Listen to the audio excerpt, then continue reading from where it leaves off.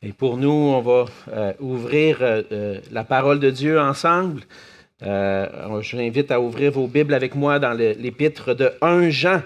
1 Jean au chapitre 4. Et ce matin, on va lire ensemble les versets 7 à 21 de 1 Jean chapitre 4. C'était notre frère Amex qui était supposé d'apporter le message de la parole ce matin, mais Amex a été un peu affecté par une grippe et puis sa voix ne pouvait pas porter. Donc, je suis ici pour apporter la parole ce matin, mais on peut aussi prendre le temps de prier pour Amex et tous ceux qui peuvent pas être avec nous ce matin, qui nous écoutent en ligne et que le Seigneur puisse les bénir dans leurs conditions, là où ils sont. Mais pour nous, on va prendre le temps de lire la parole de Dieu dans 1 Jean chapitre 4 à partir du verset 7. La parole de Dieu dit ceci: « Bien-aimés, aimons-nous les uns les autres, car l'amour est de Dieu, et quiconque aime est né de Dieu et connaît Dieu. Celui qui n'aime pas n'a pas connu Dieu, car Dieu est amour. L'amour de Dieu a été manifesté envers nous, en ce que Dieu a envoyé son Fils unique dans le monde, afin que nous vivions par lui. Et cet amour consiste non point en ce que nous avons aimé Dieu, mais en ce qu'il nous a aimés et a envoyé son Fils comme victime expiatoire pour nos péchés. Bien-aimés, si Dieu nous a ainsi aimés, nous devons aussi nous aimer les uns les autres. Personne n'a jamais vu Dieu. Si nous nous aimons les uns les autres, Dieu demeure en nous et son amour est parfait en nous.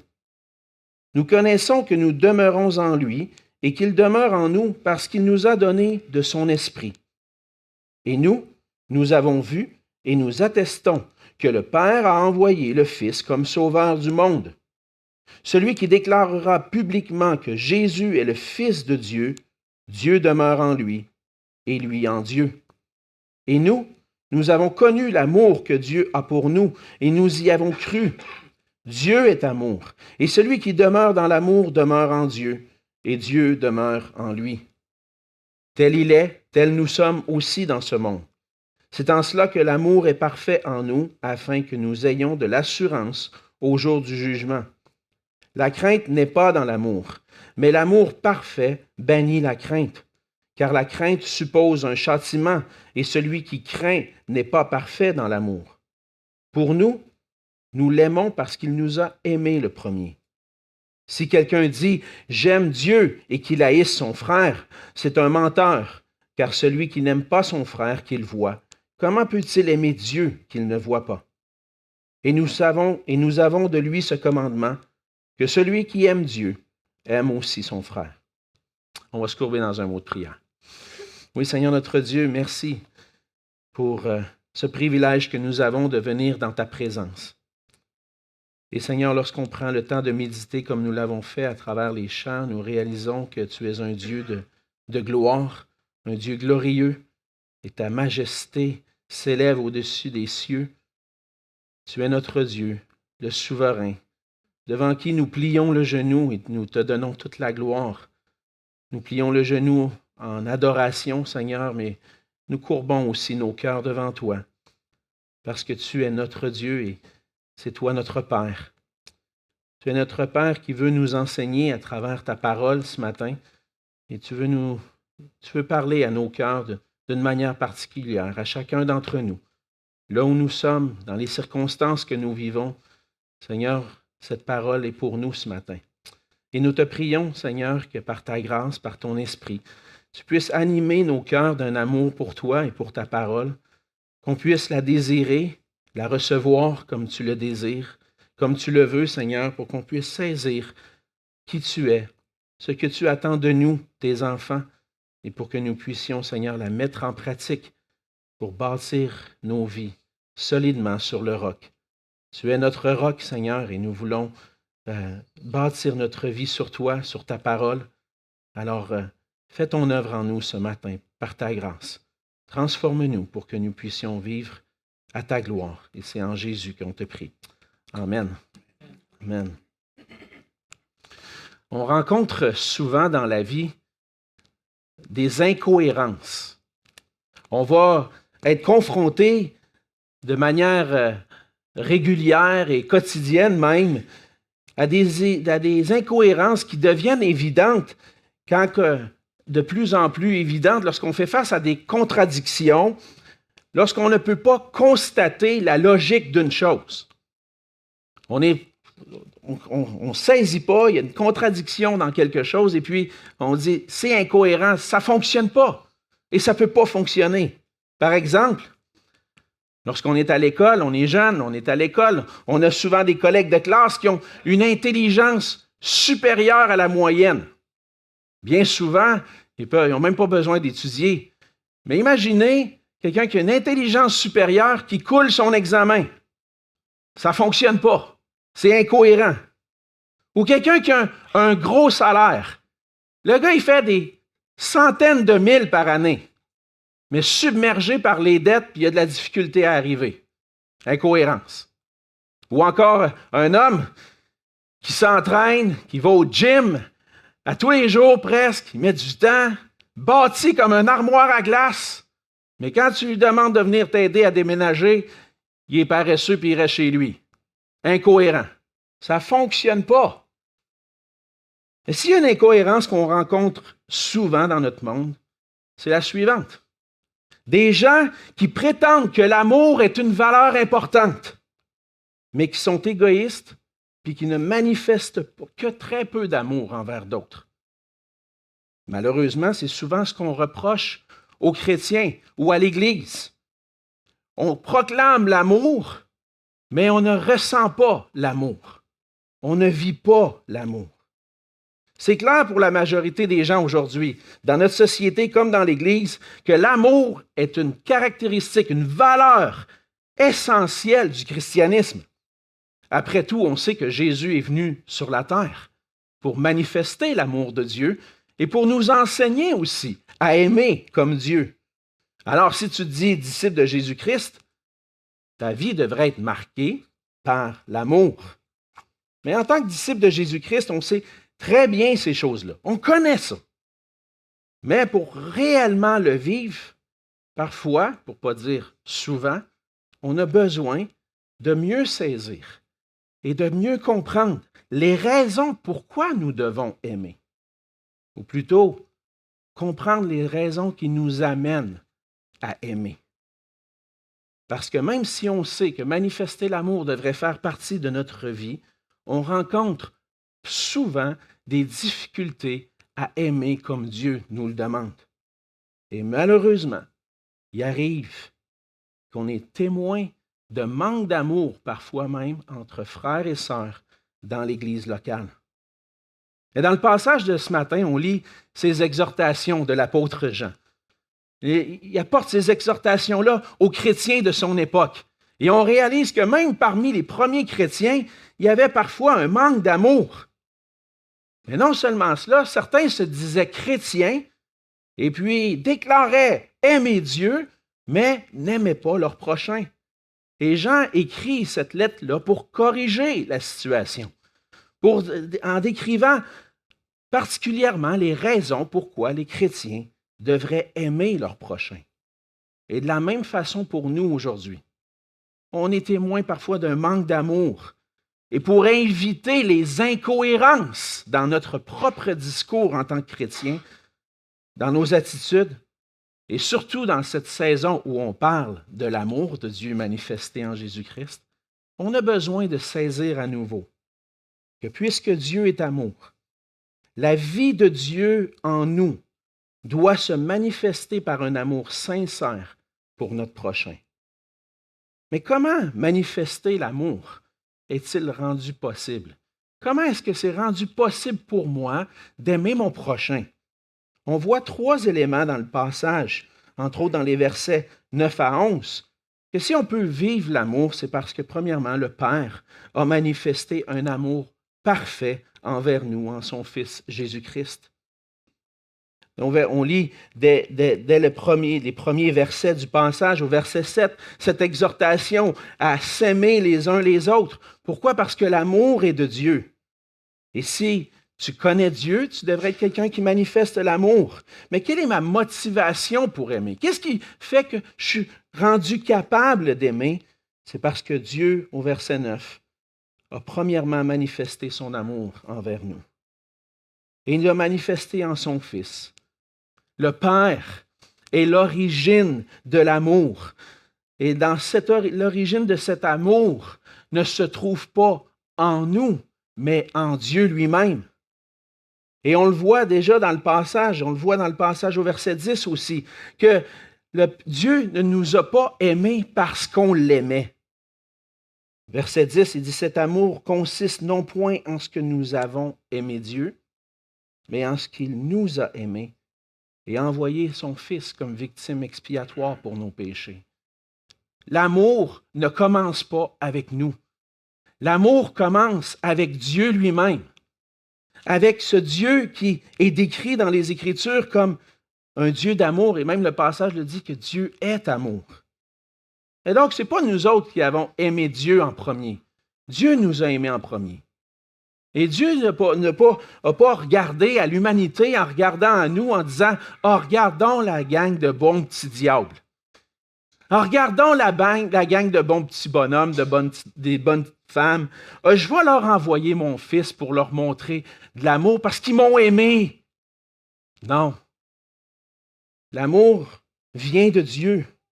Parce qu'au contraire, la Bible décrit l'être humain comme déchu, un être qui est centré sur lui-même, sur l'amour de lui-même, et non pas l'amour de Dieu, et encore moins l'amour du prochain.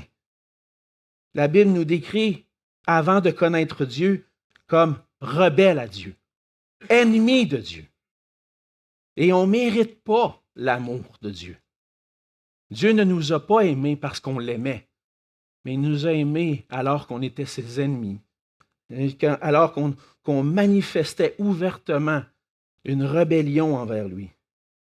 Mais malgré tout, malgré ce que nous étions, dans sa grâce, Dieu a voulu manifester son amour envers nous. Le Père, c'est la source même de l'amour. Et puis lorsqu'on y pense, on peut dire que Dieu est amour. Puis on essaie de réfléchir, mais si Dieu est amour, ça prend quelqu'un pour aimer. Et qui est-ce qui va aimer? Est-ce qu'il y a toujours eu quelqu'un que Dieu a pu aimer? Mais dans l'éternité passée, Dieu aimait. Parce qu'on a affaire à un Dieu trinitaire, le Père, le Fils et le Saint-Esprit, qui ont existé éternellement, ensemble, trois personnes en un. Et Dieu est amour. On peut le dire que c'est un de ses attributs, une de ses qualités, parce qu'il a éternellement été amour en manifestant le Père envers le Fils envers le Père et le Saint-Esprit, l'amour entre les trois personnes. L'amour existe depuis toute éternité parce qu'il existe en Dieu. Jean ne dit pas que Dieu aime, mais que Dieu est amour. C'est un attribut de Dieu, qu'il a toujours aimé. Et pour connaître l'amour de Dieu, c'est vraiment un amour qui est complètement différent de notre conception de l'amour. Il faut prendre le temps de réfléchir, de considérer sur comment Dieu a révélé son amour. Pour saisir l'amour que Dieu a, je dois considérer comment Dieu a manifesté son amour. On lit dans les Écritures que Dieu a manifesté, le Père a manifesté l'amour envers le Fils. On le voit entre autres lorsque Jésus est venu sur la terre, lorsque c'était le temps du baptême de Jésus et que l'Esprit de Dieu est descendu comme une colombe et le Père a fait savoir, celui-ci est mon Fils bien-aimé en qui j'ai mis toute mon affection. On voit l'amour de Dieu qui existe éternellement. Mais on le voit aussi parce que Dieu a manifesté son amour dans l'histoire de l'humanité, dans le temps. Et par amour, le Père a envoyé son Fils pour qu'on puisse vivre par lui. C'est ce qu'on lit au verset 9. L'amour de Dieu a été manifesté envers nous en ce que Dieu a envoyé son Fils unique dans le monde afin que nous vivions par lui. Non, mais moi, je suis déjà vivant. Je n'ai pas besoin de quelqu'un qui me donne la vie. Mais pour comprendre de quelle vie on parle ici, d'une vie spirituelle, Dans le fond, tout ça met en lumière notre condition humaine, notre condition qu'en tant que pécheur déchu, je suis dans un état de mort spirituelle. Et sans l'amour de Dieu manifesté envers nous ou envers moi, je demeure dans cet état de mort spirituelle. Il n'y a rien que je puisse faire. La mort est entrée dans la création à cause du péché, et la condamnation que mérite le péché, c'est la mort. Une mort physique, spirituelle, éternelle.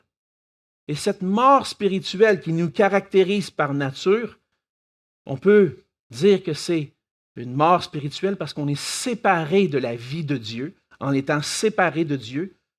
Mais non seulement cela, on a une incapacité totale à glorifier Dieu. C'est impossible par nature, dans un état de mort spirituelle, de faire quoi que ce soit pour glorifier Dieu, pour plaire à Dieu. Dans le fond, il n'y a rien que je puisse faire pour obtenir la vie éternelle. C'est seulement par le Fils. Et pour nous sauver, le Fils est devenu pour nous une victime expiatoire. Parce que le Fils a reçu sur lui la condamnation du péché. Il a reçu à la croix la mort. Et Christ, à la croix, a été puni pour nos péchés. C'est là que le mot expiation prend tout son sens. Il nous a aimés au verset 10. Il nous a aimés et a envoyé son Fils comme victime expiatoire pour nos péchés. Évidemment, ça semble être des grands mots. Hein? Qu'est-ce que ça veut dire, ça? Une victime expiatoire. Bien, lorsqu'on prend le temps de réfléchir, le mot expiation comprend l'idée de purger une peine. Par exemple, lorsque quelqu'un a été condamné pour aller en prison pour un certain temps, on va dire que lorsqu'il a terminé son temps en prison, qu'il a terminé de purger sa peine. Et c'est ce qui s'est passé en quelque sorte à la croix. Christ a purgé la peine pour nos péchés. Il a reçu sur lui la mort, la condamnation. On pourrait dire qu'il a fait expiation pour nos péchés. Et c'est ce qu'il a fait. C'est ce que Christ a fait. Il a subi pour nous le sacrifice de la croix. Parce que Christ n'est pas mort pour ses péchés à lui. Il était sans péché. Lui n'a jamais connu de péché, mais Jean est clair. Christ a été livré comme victime expiatoire pour nos péchés. Ce sont nos péchés qui l'ont livré à la croix, comme dit Ésaïe 53, les versets 4 et 5. Ce sont nos souffrances qu'il a portées. C'est de nos douleurs qu'il s'est chargé. Et nous l'avons considéré comme puni, frappé de Dieu et humilié. Mais il était blessé pour nos péchés, brisé pour nos iniquités. Le châtiment qui nous donne la paix est tombé sur lui, et c'est par ses meurtrissures que nous sommes guéris. À la croix, Christ a manifesté l'amour du Père, l'amour de Dieu pour nous, en recevant sur lui nos péchés, notre culpabilité. Et il a reçu sur lui la colère de Dieu, la punition de nos péchés. En d'autres mots, Jésus, qui était non coupable, s'est fait coupable à notre place, pour que nous qui étions coupables puissions paraître devant Dieu comme non coupables. Le non coupable est mort pour des coupables, pour que des coupables puissent paraître non coupables. Il nous a rendu la justice par sa mort. Et le sacrifice de Christ était nécessaire pour le pardon de nos péchés. Dieu a agréé, le Père a agréé le sacrifice de Christ comme suffisant pour les péchés des hommes. Et la preuve de ça, c'est qu'il a ressuscité Jésus d'entre les morts. Il a agréé son sacrifice. Et maintenant, nous pouvons être pardonnés. Et notre rébellion envers Dieu peut être transformée non seulement dans un amour pour Dieu, mais dans un amour pour notre prochain. Ce que Christ a accompli à la croix, il nous a aussi réconciliés avec Dieu. nous qui étions morts spirituellement, séparés de Dieu à cause de nos péchés, il nous a aussi réconciliés avec Dieu. Le mot expiation dans le passage, dans l'original, comprend aussi l'idée de propitiation. Que par son sacrifice, Dieu, le Père, a été rendu propice à nous. Sa colère a été apaisée envers nous pécheurs à cause du sacrifice de Jésus-Christ. Donc Christ, en purgeant la peine pour nos péchés, a apaisé la colère du Père envers nous, qui méritions la condamnation éternelle. La punition des péchés est tombée sur lui, et maintenant, à cause de lui, justice a été accomplie. Et je peux paraître juste devant Dieu. Et à travers l'œuvre de Christ, maintenant, j'ai la réconciliation avec Dieu. Ça, c'est l'amour que Dieu a manifesté envers nous lorsqu'il a envoyé son Fils, Jésus-Christ. Et en considérant, en prenant le temps de méditer sur cet amour que Dieu a manifesté pour nous en Jésus-Christ, c'est là, ça devrait provoquer en nous une réponse. Au verset 11, on lit ceci, « Bien-aimés, si Dieu nous a ainsi aimés, nous devons, nous aussi, nous aimer les uns les autres. » Alors, c'est quoi la raison? Pourquoi je devrais aimer? Pourquoi je dois aimer mon frère, ma sœur, les gens autour de moi? Pourquoi je dois aimer mon prochain? C'est parce que j'ai été témoin de l'amour de Dieu envers moi. Et si j'ai placé ma foi en Jésus-Christ pour le pardon de mes péchés, maintenant, j'ai cette possibilité de pouvoir maintenant vivre pour la gloire de Dieu en aimant mon prochain. J'ai connu l'amour de Dieu. En prenant le temps de méditer sur cet amour, je réalise que maintenant, dans ma relation avec Dieu, Dieu a vraiment tout accompli ce qui était nécessaire. J'ai pu maintenant à craindre la colère de Dieu. La colère de Dieu a été apaisée envers moi. J'ai pu à craindre un châtiment éternel. C'est ce que Jean va développer un peu plus loin dans les versets 17 à 18. On n'a plus à craindre. L'amour parfait bannit la crainte. J'ai plus à craindre de me présenter devant Dieu parce que je suis juste devant lui maintenant par Jésus-Christ. Wow! Mes péchés sont pardonnés. J'ai la paix avec Dieu. J'ai une relation intime avec lui maintenant. J'ai la vie éternelle. Dans le fond, en Jésus-Christ, Dieu m'a tout donné. Il m'a donné un accès à sa présence. Mais à travers le pardon, la paix, la vie éternelle. Tout ça me vient de l'amour de Dieu. Et donc, l'amour que Dieu a eu pour nous en Jésus-Christ, c'est notre motivation maintenant pour aimer nos frères et sœurs. Si Dieu m'a aimé de cette façon-là, comment je vais répondre à Dieu? Ben, je peux dire premièrement au Seigneur, « Seigneur, je t'aime. Tu m'as aimé le premier. Tu as manifesté un amour si grand, Seigneur, je veux te le dire, je t'aime. » Et là, le Seigneur va te répondre, « Ah ouais, tu m'aimes? Ah, si tu m'aimes, aime ceux que j'aime. Aime tes frères et sœurs aussi. Que eux aussi, je suis mort pour eux. Je suis mort. Seigneur Jésus dit, je suis mort à la croix pour tes frères et sœurs. Je les ai aimés d'un amour tellement profond. Si tu me dis que tu m'aimes, tu vas les aimer eux aussi. » Puis il n'y a pas de « oui, mais ». Ah, souvent, il y a des « oui, mais ». Hein? J'ai vécu ça en tant que parent. Mais je l'ai vécu en tant que jeune aussi. Mes parents me demandaient quelque chose. Je disais « oui, mais ». Puis là, je dis des choses à mes enfants. Mes enfants « oui, mais, papa, tu sais ». Il y a toujours une raison.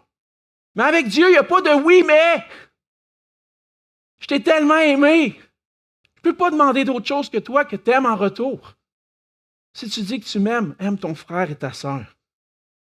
L'amour de Dieu manifesté pour nous en Jésus-Christ, c'est une des premières façons dont le Seigneur, dont le Père a manifesté son amour pour nous. Mais ce qu'on voit dans le passage, c'est que le Seigneur a manifesté seulement son amour dans un moment précis dans l'histoire de l'humanité lorsqu'il a envoyé et donné son Fils, mais le Père continue de manifester son amour en nous et à travers nous par son Esprit. Au verset 12 et 13, dans le passage, on lit ceci, « Personne n'a jamais vu Dieu. Si nous nous aimons les uns les autres, Dieu demeure en nous et son amour est parfait en nous. Nous connaissons que nous demeurons en lui et qu'il demeure en nous parce qu'il nous a donné son esprit. Alors, comment on fait pour savoir que je demeure en Dieu? Comment je fais pour savoir que réellement, je lui appartiens? Je suis son enfant, je suis son fils. Puis que l'amour qu'il a manifesté, c'était réellement un amour pour moi, pour nous qui avons cru. Comment je peux le savoir? C'est à travers son esprit qu'il m'a donné. Son esprit vit en nous. Et je veux prendre le temps ce matin de regarder 3 aspects de ce que l'esprit fait en nous, qui manifeste l'amour de Dieu pour nous. Premièrement, on voit dans le passage que l'Esprit de Dieu me donne la vie de Dieu. C'est ce qu'on lit au verset 7. Car l'amour est de Dieu, et quiconque aime est né de Dieu et connaît Dieu. Jean parle ici de la nouvelle naissance, de la nouvelle création qui est rendue possible par l'Esprit de Dieu. On pourrait aller lire plusieurs autres passages, entre autres dans l'Évangile de Jean, Jean 3, l'histoire de Nicodème. On se rappelle, si un homme ne naît de nouveau, il ne peut voir le royaume de Dieu. C'est nécessaire de naître de Dieu, parce qu'on est mort spirituellement. Et parce qu'on est mort spirituellement, on a besoin de cette nouvelle naissance, de cette nouvelle vie qui vient en nous. Et c'est par la mort de Christ que ça est rendu possible. Mais non seulement ça, ça vient de l'Esprit de Dieu aussi. L'Esprit de Dieu vient dans nos cœurs, transforme nos cœurs et nous fait naître de nouveau pour avoir cette nouvelle vie en nous. Lorsque Jean parle au verset 7, il parle de celui qui est né de Dieu, qui connaît Dieu, mais il parle de celui qui a reçu la vie de Dieu en lui et qui a reçu la vie en lui par le Saint-Esprit. Donc, si j'ai reçu la vie de Dieu en moi, je suis une nouvelle création, une nouvelle personne. Comme dit 2 Corinthiens 5,7, les choses anciennes sont passées, voici toutes choses sont devenues nouvelles. Et ça, c'est la manifestation de l'amour de Dieu pour nous. Il ne nous laisse pas dans l'état où nous étions, mais il nous transforme par son esprit. Et cette nouvelle naissance, cette nouvelle vie en nous vient transformer notre existence. Lorsqu'on reçoit Jésus-Christ par la foi, on devient une nouvelle personne, une nouvelle création, qui maintenant est rendue capable de faire ce qu'elle était incapable de faire auparavant, d'aimer Dieu et d'aimer son prochain. Par l'Esprit, maintenant, j'ai la vie de Christ en moi, comme dit Paul dans Galates 2,20. Ce n'est plus moi qui vis, c'est Christ qui vit en moi. Et si Christ vit en moi, il vit en moi par son Esprit. C'est ce que Paul va dire. Si je vis, ce n'est plus moi qui vis, c'est Christ qui vit en moi. Et cette nouvelle vie, c'est par l'Esprit de Dieu, qui est rendu possible maintenant. Et l'Esprit en moi va me confirmer que je suis réellement un enfant de Dieu, parce qu'il transforme mon cœur, puis maintenant j'aime Dieu, mais j'aime aussi mes frères et sœurs. J'aime mon prochain. Non seulement on reçoit la vie de Dieu en nous par l'Esprit, mais cette vie-là va se manifester par 2 éléments importants, la foi et l'amour. C'est l'Esprit de Dieu qui me donne de croire et de déclarer que Jésus est le Fils de Dieu. C'est ce qu'on voit au verset 14, l'œuvre de l'Esprit en nous. Verset 13, il nous a donné de son Esprit et nous avons vu et nous attestons que le Père a envoyé le Fils comme sauveur du monde. Donc, celui qui déclarera publiquement que Jésus est le Fils de Dieu, Dieu demeure en lui et lui en Dieu. Paul va dire autrement dans 1 Corinthiens qu'il est impossible de pouvoir déclarer réellement, sincèrement, d'un tout cœur, que Jésus est Seigneur si c'est par l'Esprit de Dieu, si l'Esprit de Dieu n'est pas là. Et donc, quelqu'un qui a réellement reçu Jésus-Christ, qui est né de nouveau, va déclarer, Jésus est le Fils de Dieu. Il va le déclarer publiquement. Et là, par ça, on sait que la personne a réellement l'Esprit de Dieu. Parce que Dieu demeure en lui. C'est une des caractéristiques du fruit de l'Esprit, de la vie de Dieu en nous, d'avoir cette foi en Jésus-Christ qui le permet de déclarer ouvertement que Jésus est le Fils de Dieu. Et la foi, c'est une entière confiance dans ce que Dieu dit. Une pleine confiance dans la parole de Dieu. Une confiance qui me pousse à voir Jésus-Christ comme le seul Sauveur et à lui obéir comme le seul Seigneur. Et donc, on déclare ce que Jean dit. On a déclaré, nous, que le Père a envoyé son Fils comme Sauveur du monde. Et si vous croyez nos paroles, notre témoignage, si vous croyez la parole de Dieu, vous allez croire que Jésus-Christ est le Sauveur du monde. Et si vous croyez que Jésus est le Sauveur du monde, vous allez aussi le déclarer publiquement. Il est le Fils de Dieu. Et tout ça nous vient de la vie de Dieu en nous par l'Esprit. C'est son Esprit qui me permet de déclarer publiquement. Et ce n'est pas une foi en Jésus-Christ, une foi qui est timide, mais c'est une foi remplie d'un zèle, remplie d'un désir de faire connaître Dieu, parce qu'on a réellement connu Dieu. Et ça nous vient de l'Esprit de Dieu. Par l'Esprit de Dieu, on a la vie de Dieu en nous qui nous donne la foi en Jésus-Christ, mais c'est aussi une foi qui va se manifester par l'amour. C'est ce qu'on voit au verset 16. Et nous avons connu l'amour que Dieu a pour nous, et nous y avons cru. Dieu est amour, et celui qui demeure dans l'amour demeure en Dieu, et Dieu demeure en lui. Donc, non seulement c'est par ma déclaration de foi que Jésus est le Fils de Dieu que je peux voir que Dieu demeure réellement en moi par son Esprit, mais c'est aussi par l'amour que je vais manifester. Et donc, Jean va conclure, on a réellement connu l'amour. Puis on sait qu'on a connu l'amour quand notre cœur va être tourné vers les autres. Quand nous, on va aimer en retour. Et c'est une deuxième caractéristique du fruit de l'Esprit, de la vie de Dieu en moi, l'amour. Et la foi et l'amour, on pourrait dire que c'est comme les deux côtés d'une même médaille. L'un ne va pas sans l'autre. C'est ce que Jacques nous dit dans son épître. Tu me dis, puis dans le fond, c'est ce que Jean dit aussi, si tu me dis que tu aimes Dieu, si tu dis que tu connais Dieu, que tu crois en Dieu, tu vas le manifester aussi par l'amour. Jacques va dire, si tu me dis que tu as la foi, manifeste-le par tes œuvres. Donc, si tu dis que tu as la foi, manifeste-le par l'amour. Donc, par l'amour que je manifeste pour mes frères et sœurs, je confirme, je manifeste que j'ai la foi en Dieu qui habite en moi par son Esprit. Et ça veut dire que si je ne manifeste pas d'amour envers mes frères et sœurs, et là, c'est là qu'on est appelé à examiner nos propres cœurs, si je n'ai pas cet amour-là, est-ce que j'ai réellement la vie de Dieu en moi? Est-ce que j'ai réellement cette œuvre? Est-ce que j'ai réellement l'Esprit? Donc, Jean écrit son épître pour donner de l'assurance. Il dit, tu n'as pas vu Dieu. Nous autres, on a vu Jésus. C'est ce que Jean va dire au début de son épître. Nous autres, on l'a vu. On l'a entendu. On a touché la parole de vérité. On a vu Jésus-Christ. Mais toi, tu ne l'as pas vu. Comment tu vas savoir que tu demeures en Dieu puis que Dieu demeure en toi? Mais c'est par l'amour que tu manifestes. Mais ce n'est pas l'amour qui fait de toi un chrétien. Ce n'est pas à cause que tu as aimé que Dieu t'a aimé.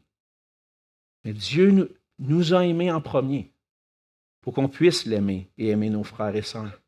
Et ça implique que ceux qui n'ont jamais vu Dieu peuvent être témoins de l'œuvre de Dieu en nous si on manifeste l'amour.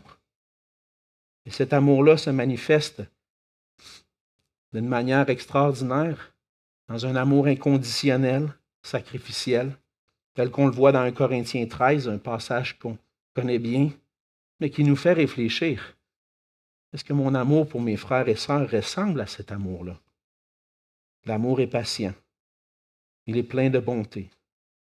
L'amour n'est point envieux. L'amour ne se vante point. Il ne s'enfle point d'orgueil. Il ne fait rien de malhonnête. Il ne cherche point son intérêt. Il ne s'irrite point. Ne soupçonne point le mal. Ne se réjouit point de l'injustice, mais il se réjouit de la vérité. Il excuse tout. Il croit tout. Il espère tout. Il supporte tout. L'amour ne périt jamais. Et si on est honnête avec nous-mêmes, on va être en mesure de dire, c'est sûr qu'il y en a dans l'Église, peut-être que c'est pas comme ça que je les aime. C'est pas comme Dieu m'a aimé. C'est pas comme Jésus m'a aimé. C'est pas comme Jésus me demande d'aimer. C'est pas l'amour de Dieu que j'ai pour eux. Et bien souvent, on va avoir à l'esprit des gens qui vont nous venir à l'esprit. Peut-être qu'il y a des gens qui te viennent à l'esprit présentement dans ta tête. Quelqu'un que tu as connu dans l'Église, un frère, une sœur, et tu n'as pas cet amour-là pour lui, pour elle. On a besoin de confesser, frères et sœurs, notre manque d'amour. De venir au Seigneur et de dire, Seigneur, je t'aime, mais je n'ai pas cet amour-là pour mon frère, ma sœur. J'ai besoin de confesser mon péché. Je veux grandir dans ton amour, Seigneur. Transforme mon cœur pour que je puisse l'aimer comme toi, tu m'as aimé. Parce que si on veut devenir, frères et sœurs, une Église en mission, une Église qui proclame l'Évangile, qui appelle les gens à connaître Dieu en Jésus-Christ, si on veut être cette Église en mission, on n'a pas le choix. Il faut manifester l'amour les uns pour les autres, parce que sinon on va être incohérent dans notre message. Les gens ont besoin de voir pour croire. C'est plate, mais c'est ça. Tu me parles de l'amour, mais je ne le vois pas dans ta vie. C'est-tu vrai ton affaire? C'est incohérent. Alors que si tu es quelqu'un qui aime tes frères et sœurs d'un amour profond, sacrificiel, même Jean va dire jusqu'à donner ta vie pour tes frères et sœurs. Là, la personne va dire, tu me proclames l'amour, mais je le vois dans ta vie. Wow! Ah, il y a quelque chose qui se passe en toi, là. Moi, je n'ai pas ça. J'aimerais ça connaître ça. Peut-être que ça va ouvrir des cœurs. Notre message a besoin d'être cohérent. Puis devant le Seigneur, Jean va dire, si tu aimes Dieu et tu n'aimes pas ton prochain, tu es un menteur. Ça doit être cohérent. Dieu t'a aimé, t'aimes Dieu, t'aimes ton prochain. Et c'est ce que l'Esprit fait en nous. Il vient nous transformer. Puis on sait qu'on est réellement des enfants de Dieu par l'Esprit de Dieu qui manifeste l'amour à travers nous. Et si on veut éviter les incohérences, Jean explique clairement, et c'est ce on va terminer avec ça, que aimer Dieu, c'est aimer nos frères et sœurs. L'un ne va pas sans l'autre. Verset 19. Pour nous, nous l'aimons parce qu'il nous a aimés le premier. Et là, on est confronté ici dans ce verset-là à une variante textuelle. De quoi tu parles, Alexandre? C'est quoi ça, une variante textuelle? Bien, c'est que lorsque les traducteurs de la Bible ont accès aux manuscrits pour faire la traduction en français, en anglais, dans d'autres langues, ils ont affaire à plusieurs familles de manuscrits qui peuvent avoir des fois des petites variantes. Et là, dans le verset 19, on a une petite variante que je crois que la Louis II ne rend pas le texte original. On lit « Pour nous, nous l'aimons parce qu'il nous a aimés le premier ». C'est comme si on aime Dieu parce qu'il nous a aimés. C'est ça que notre traduction dit. Mais de quoi on parle dans le passage? On ne parle pas de l'amour pour Dieu, mais de l'amour pour nos frères et sœurs. Et la variante qu'il y a ici nous laisse croire qu'il est plus probable que le verset dise « Pour nous, nous aimons parce qu'il nous a aimés le premier ». Donc, si j'aime mes frères et sœurs, c'est parce que Dieu m'a aimé en premier. Ce n'est pas un amour pour Dieu, mais un amour pour mes frères et sœurs. Et il semble que le plus probable dans les manuscrits soit cette idée qu'on aime, on est rendu capable d'aimer parce qu'il nous a aimé le premier. Et donc, puisque Dieu nous a aimés, l'amour pour nos frères et sœurs n'est pas une option. On aime. C'est le fruit de l'amour de Dieu en nous. Et c'est ce que Jean va conclure dans cette section. Il va dire, si quelqu'un dit « j'aime Dieu » et qu'il haïsse son frère, c'est un menteur. Car celui qui n'aime pas son frère qu'il voit, comment peut-il aimer Dieu qu'il ne voit pas? Et nous avons de lui ce commandement que celui qui aime Dieu aime aussi son frère. L'un ne va pas sans l'autre. Aimer Dieu est incompatible avec de la haine pour mes frères et sœurs. Et c'est incompatible avec du ressentiment. C'est incompatible avec le fait de dire « Ah, lui, là, je ne suis pas capable, là. Pas capable. Il me tape ses nerfs. Il vient me chercher. » Nos jeunes diraient « Il me gosse. Je ne l'aime pas, lui. Il est fatigant. » Puis peut-être que tu as des gens qui viennent dans ton cœur. Aimer Dieu, c'est incompatible avec « je ne suis pas capable ». Parce que Dieu nous rend capables par son esprit. Aimer Dieu nous pousse à donner notre vie pour nos frères et sœurs comme Christ a donné sa vie pour nous. Ça nous conduit à aimer comme Dieu aime. Donc, il y a un effort à faire. Comme je le disais tout à l'heure, j'ai besoin d'être dans la prière, dire « Seigneur, aide-moi à aimer comme tu m'as aimé. » Mais je ne peux pas dire « lui, je ne suis pas capable. » Je ne l'endure pas. C'est incompatible avec l'amour de Dieu. Alors, si tu veux grandir dans l'amour, tu as besoin de prendre le temps de considérer l'amour que Dieu a eu pour toi. Puis c'est souvent, on replonge. C'est comme, je vous le dis souvent, reviens à l'Évangile. Reviens à la bonne nouvelle de Jésus-Christ. Reviens à contempler Christ et son amour pour toi. Puis plus on contemple l'amour de Christ pour nous, on prend le temps de méditer sur son amour pour nous, l'Esprit de Dieu nous transforme, puis il fait son œuvre en nous. Puis il nous a donné son esprit pour qu'on puisse être rendu capable. C'est l'Esprit qui te confirme que tu es un enfant de Dieu. C'est l'Esprit qui te confirme que tu es rendu capable d'aimer parce que tu aimes. Et donc, Dieu est amour. C'est ce que Jean va... L'idée qui ressort du passage. Dieu est amour. Et si j'ai la vie de Dieu en moi, je vais aimer. Ce n'est pas une option. C'est le fruit d'une nouvelle vie.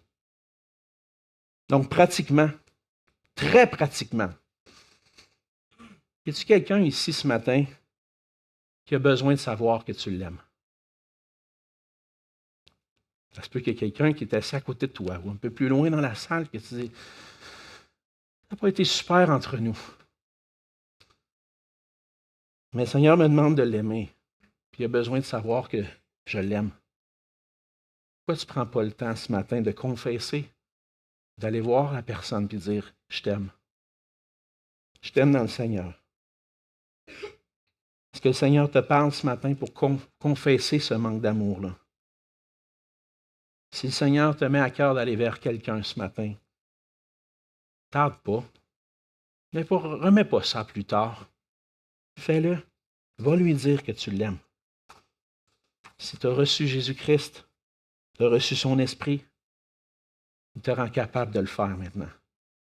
Mais si tu n'as pas connu encore l'amour de Dieu, peut-être que tu es ici ce matin, que tu as entendu parler de l'amour de Dieu, mais tu ne peux pas dire personnellement, moi j'ai connu Dieu, j'ai connu l'amour de Dieu. Je découvre des choses ce matin en entendant le message. Je découvre que Jésus-Christ m'a aimé. Il m'a aimé puis qu'il a manifesté son amour pour moi à la croix. Puis que maintenant, je peux avoir le pardon de mes péchés. Ça se peut que tu es rendu là dans ton parcours, dans ta marche. Mais ce Seigneur t'appelle ce matin. Si tu n'as pas connu son amour, il t'appelle à venir, puis à saisir cet amour-là. Tu dois reconnaître que tu as péché, que le péché est une offense à Dieu, puis confesser ton péché. Considère l'amour que Dieu a manifesté pour toi, que cet amour-là est pour effacer ton péché, pour rétablir cette relation-là avec Dieu. Viens à lui, confesse ton péché, reçois par la foi le cadeau qu'il t'offre, qu'il t'a offert en Jésus-Christ, qui est devenu pour nous une victime expiatoire pour nos péchés. Et la vie va changer. C'est ce qu'on a vu ensemble ce matin. La vie de Dieu en moi se manifeste par un amour sincère pour mes frères et sœurs parce que Dieu est amour. Ma motivation, l'amour de Dieu. L'Esprit de Dieu qui vit en moi. Dieu m'a aimé dans le passé en Jésus-Christ, mais il continue de m'aimer et le manifeste par son Esprit. Maintenant, est-ce qu'on ne devrait pas, nous aussi, à notre tour, répondre avec l'amour? Frères et sœurs, les gens autour de nous ont besoin de connaître Dieu, ont besoin de connaître l'amour de Dieu. Ils ont besoin de voir Dieu à l'œuvre en nous par l'amour qu'on a les uns pour les autres. Que l'amour de Dieu vive en nous et qu'on puisse le manifester dans un amour profond pour nos frères et sœurs. Prions. Seigneur notre Dieu, merci pour ta parole. Merci pour ton grand amour qui a été manifesté envers nous en Jésus-Christ. Seigneur, si on veut connaître ton amour, on regarde à la croix. Et on voit que ce Fils bien-aimé en qui tu avais mis toute ton affection, tu l'as donné pour nous, Seigneur. Il s'est livré à la croix, cette victime expiatoire qui a versé son sang pour qu'on puisse recevoir le pardon de nos péchés, la vie éternelle, qu'on puisse être réconcilié avec toi, pour que tu viennes transformer notre existence, pour que nous ne vivions plus comme nous vivions autrefois, mais qu'on puisse vivre avec cette nouvelle vie en nous, qui nous amène à t'aimer et à le manifester par un amour pour nos frères et sœurs. Et Seigneur, ma prière ce matin, c'est que tu puisses vraiment faire lumière dans nos cœurs, afin que s'il y a des endroits plus obscurs où on a manqué à l'amour envers notre prochain, que tu puisses le manifester, qu'on puisse le confesser, qu'on puisse venir à toi, Seigneur, et te prier de nous délivrer de notre haine, de notre ressentiment, et qu'on puisse vivre cet amour à cause de ton esprit qui vit en nous, et parce que tu nous as tant aimés. On veut te glorifier, Seigneur. On veut être une Église qui manifeste ton nom, ta gloire, à travers l'amour que nous avons les uns pour les autres. On te prie toutes ces choses en ton précieux nom.